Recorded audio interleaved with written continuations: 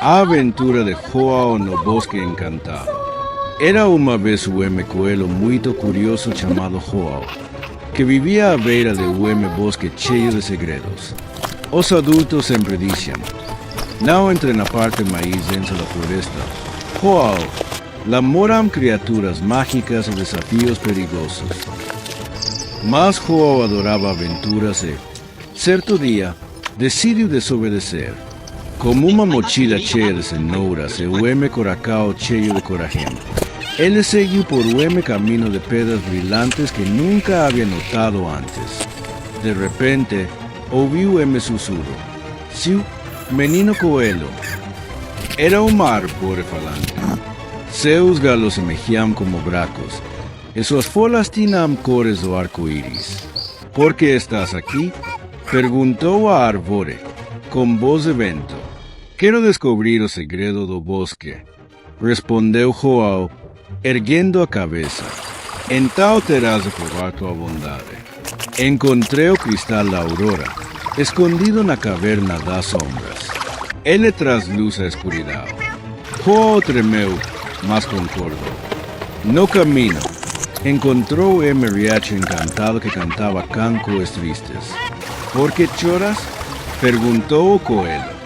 Meu curso está bloqueado por pedras, sussurrou o riacho.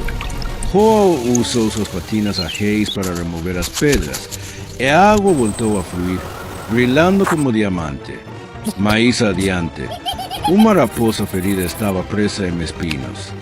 Mesmo com medo, Joao a ajudou, usando suas garrinas para libertá-la.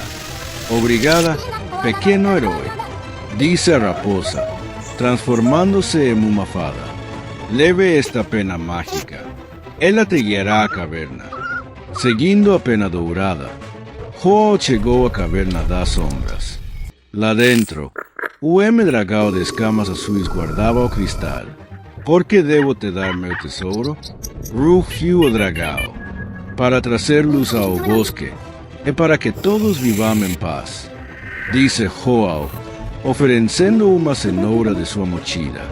O dragão riu, tocado pela gentileza. Leve o cristal, pequeno corajoso. Joao colocou o cristal no topo da colina sagrada, e uma luz dourada envolveu a floresta. As árvores ganharam vida, os animais ancarão, e até os adultos do vilarejo sorrirão, vendo a magia renascer.